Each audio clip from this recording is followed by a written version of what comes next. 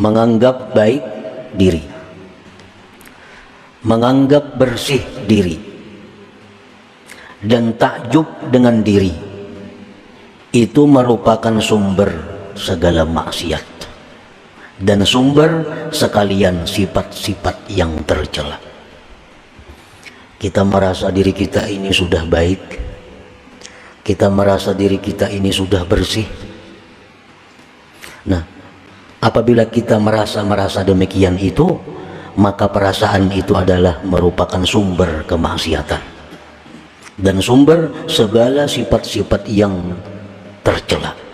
Assalamualaikum warahmatullahi wabarakatuh. Berjumpa kembali dengan channel Nasihat Islam.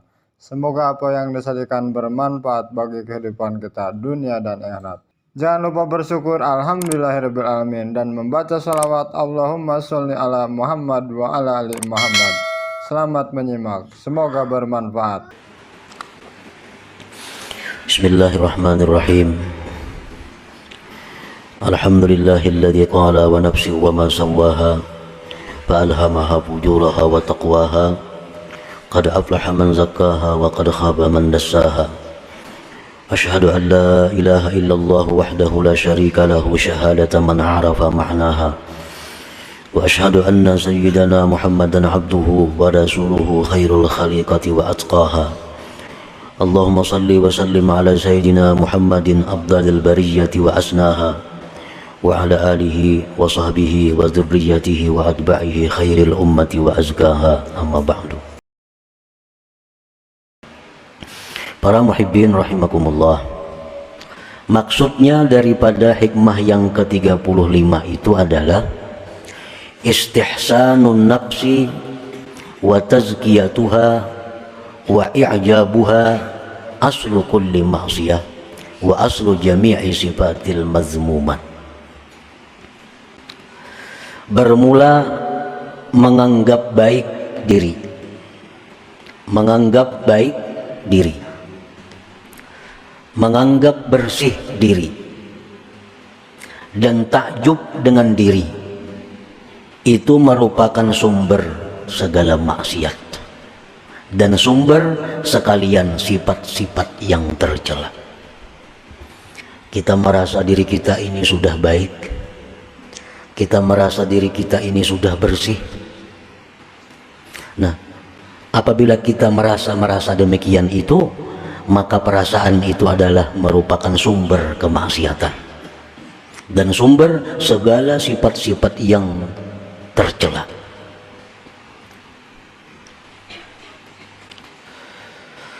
Faman istahsanaha wa zakkaha wa a'jabaha istaulat alaihi al-ghaflah wa man istaulat alaihi al-ghaflah ghalabathu syahwah wa man ghalabat alaihi syahwah waqa'a fil ma'asi. Barang siapa yang merasa sudah baik dirinya, merasa dirinya sudah bersih, maka berkuasalah atasnya kelalaian, kelingahan. Orang kalau sudah merasa dirinya baik, sudah merasa dirinya itu bersih, sudah merasa dirinya ini kada ada lagi penyakit, maka dia akan lalai daripada mengawasi dirinya. Dia akan malas menambah ilmu pengetahuan, dia akan malas menambah amaliyah-amaliyah karena sudah menganggap dirinya baik. Orang yang merasakan dirinya sudah baik, orang yang merasa dirinya sudah bersih, dia akan lalai. Dan orang yang lalai itu dikalahkan oleh syahwat, oleh keinginan-keinginan yang negatif, yang tidak baik. Dan barang siapa yang dikalahkan oleh syahwatnya, oleh keinginan-keinginan jahatnya, maka dia pasti akan terjatuh di dalam kemaksiatan. Nah, para muhibbin rahimakumullah, Allah subhanahu wa ta'ala berfirman, fala tuzakku anfusakum huwa a'lam biman ittaqa. Dengan tegas Allah berfirman, jangan kamu menganggap bersih diri kamu, jangan merasa harap, jangan merasa sudah pak alimnya, jangan merasa sudah pembanyaknya ibadah, jangan merasa tinggi ilmu, Allah yang tahu siapa-siapa orang yang takwa kepadanya itu. Nah, jadi memuji diri itu berarti adalah menganggap dirinya baik. Setiap orang yang memuji dirinya, maka berarti dia menganggap dirinya baik. Bila menganggap dirinya itu baik, maka orang ini pasti akan jatuh dalam kemaksiatan. Rasulullah SAW bersabda, "Thalathun muhlikat." Ujar Nabi, ada 3 yang membinasakan.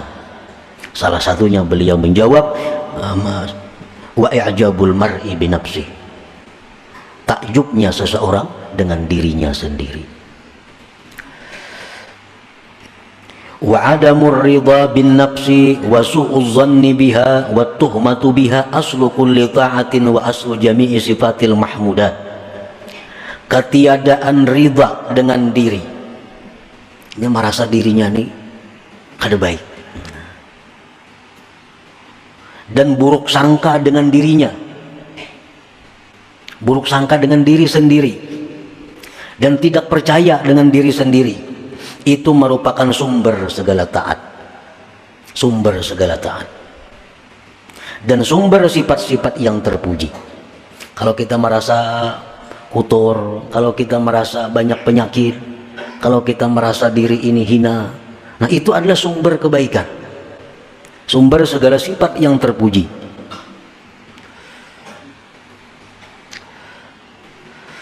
Faman istakbahaha wa asa'adh-dhanna biha wattahama biha intabaha wa tayaqqaza wa tatabba'a uyubaha wa raqabaha. Barang siapa yang merasa dirinya itu jahat dan dia berburuk sangka dengan dirinya dan dia tidak percaya dengan dirinya, maka dia akan bangun, dia akan jaga, dan dia akan mencari penyakit-penyakit dirinya dan akan mengawasi dirinya. Dan itu adalah sumber segala ketaatan. Nah, para muhibbin rahimakumullah, jadi artinya bahwa kita ini disuruh memandang diri ini kotor, disuruh memandang diri kita ini banyak punya penyakit-penyakit rohani, dan memang banyak punya penyakit. Memang kita banyak punya penyakit-penyakit yang mesti diobati, yang mesti diawasi.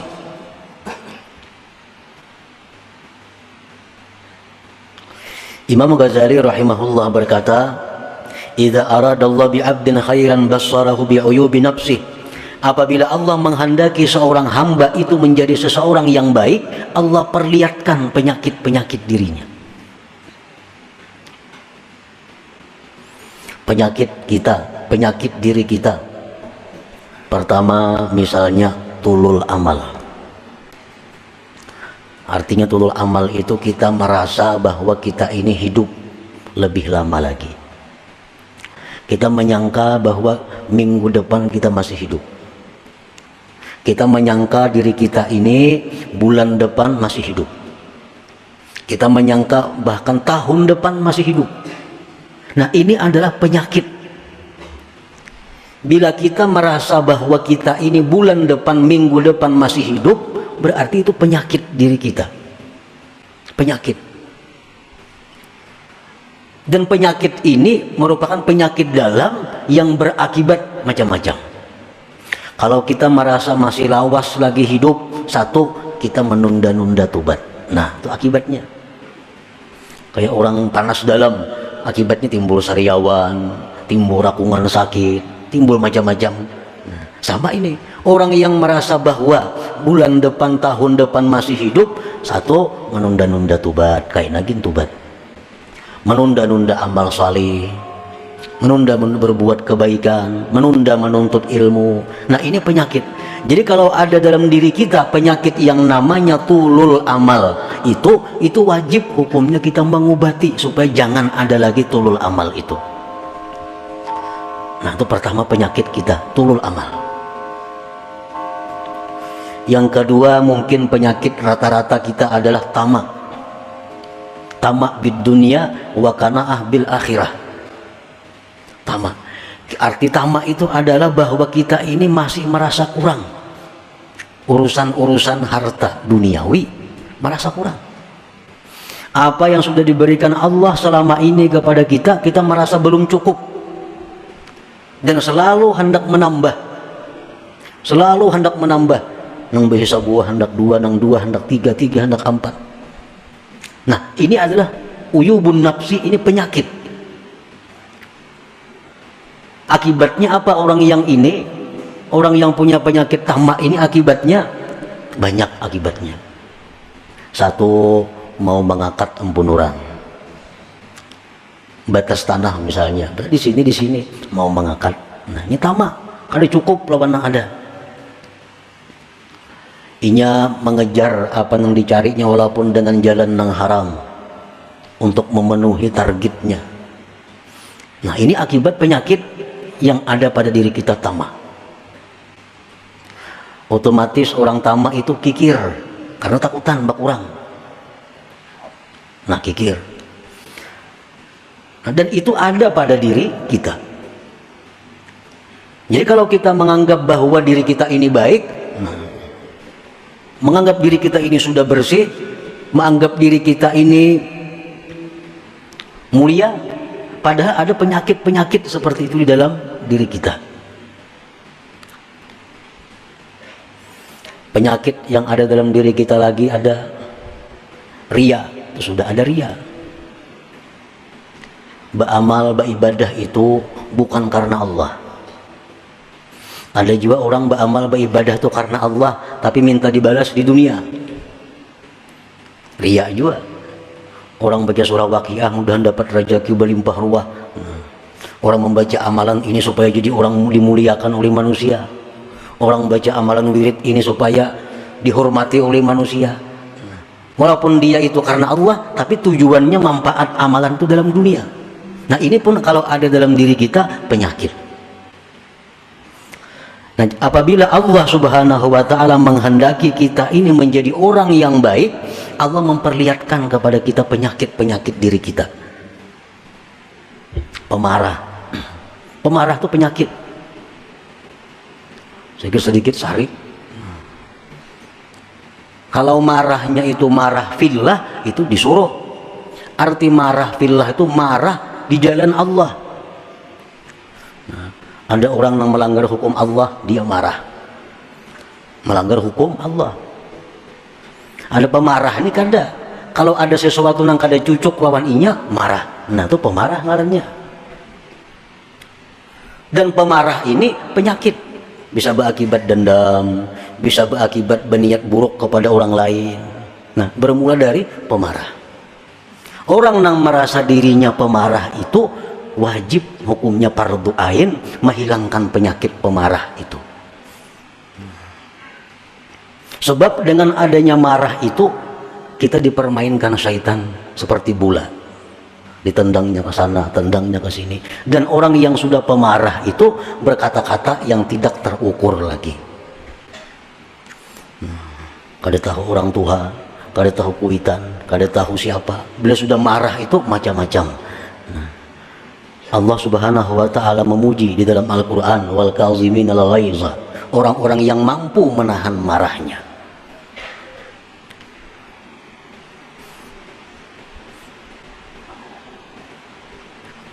Nah, para muhibbin rahimakumullah, ada sombong dalam diri kita.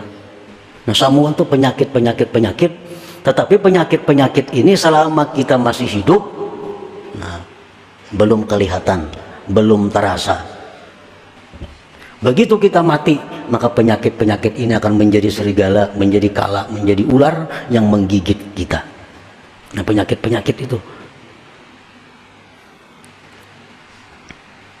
Apabila Allah Subhanahu wa Ta'ala menghendaki kita ini menjadi orang yang baik, Allah perlihatkan kepada kita tentang penyakit diri kita.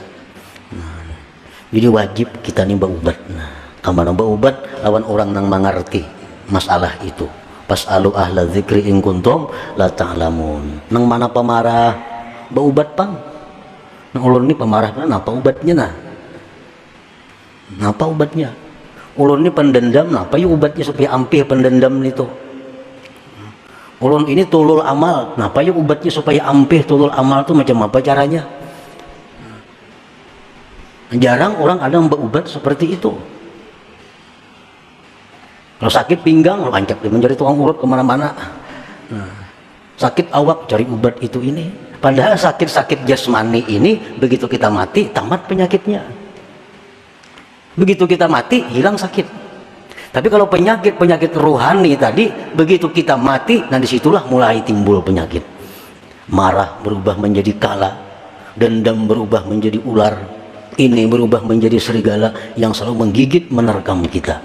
Dan itu berlaku sejak dicabutnya nyawa kita sampai kayaknya diperhitungkan oleh Allah Subhanahu wa Ta'ala.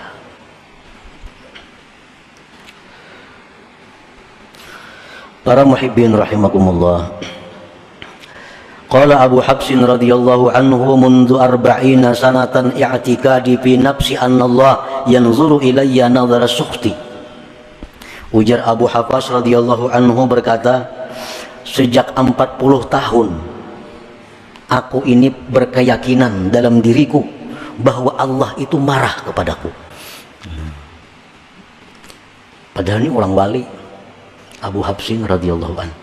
Ujar Sidin, sejak 40 tahun yang lalu aku tuh berkeyakinan dalam hatiku ini Allah tuh selalu marah kepadaku.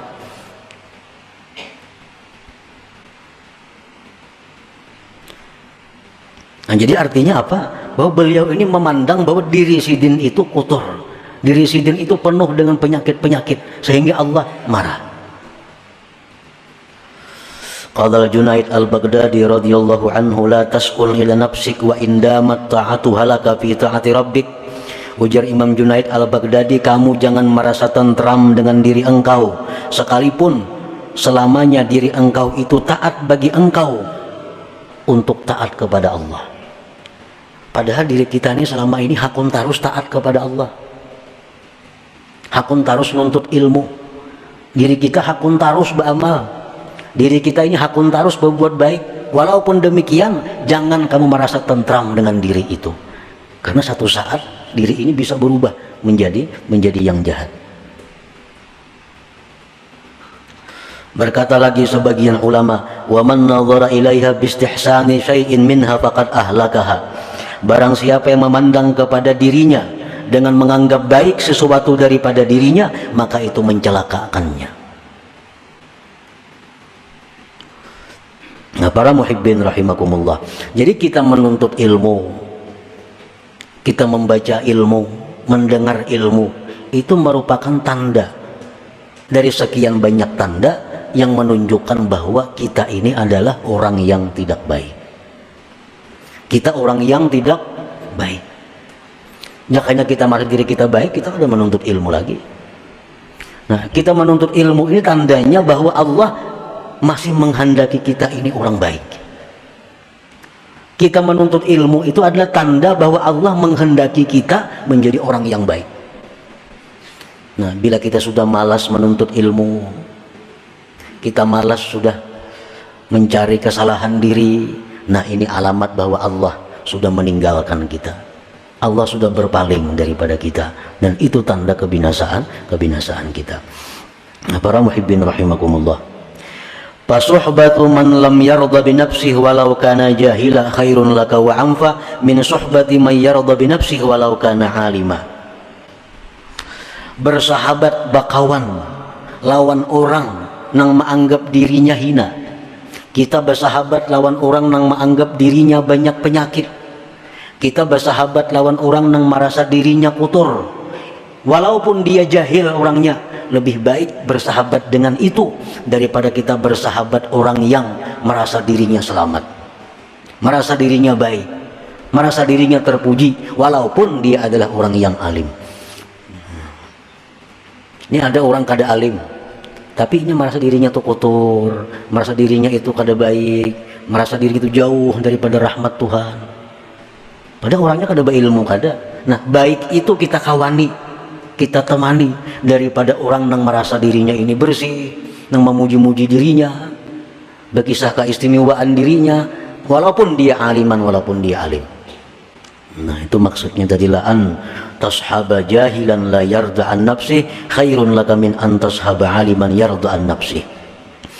Nah, para muhibbin rahimakumullah, jadi kesimpulan yang ada di dalam hikmah ke-35 ini, hendaknya kita adalah mencari penyakit-penyakit rohani kita.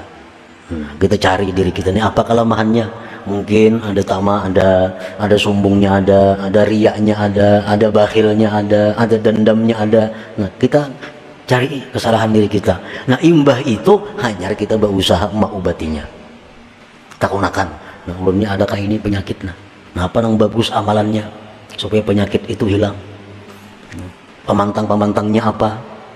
Karena setiap obat itu pasti 3 hal. Pertama ilmu, yang kedua keadaan, yang ketiga amal. Itu obat setiap penyakit. Ilmu, yang kedua keadaan, yang ketiga adalah amaliyah. Nah, jadi kalau kita selalu ria, apa ilmunya supaya jangan ria? Kayak apa keadaannya supaya jangan ria? Apa amalannya supaya jangan ria?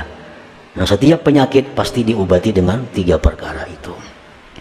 Nah, para muhibbin rahimakumullah, selanjutnya hikmah yang ke-36. Ila hadratin Nabi sallallahu alaihi wasallam al-Fatihah. A'udzubillahi minasyaitonir rajim. Iyyaka na'budu wa iyyaka nasta'in. Ihdinas siratal mustaqim. Shiratal ladzina an'amta 'alaihim ghairil maghdubi 'alaihim waladdallin.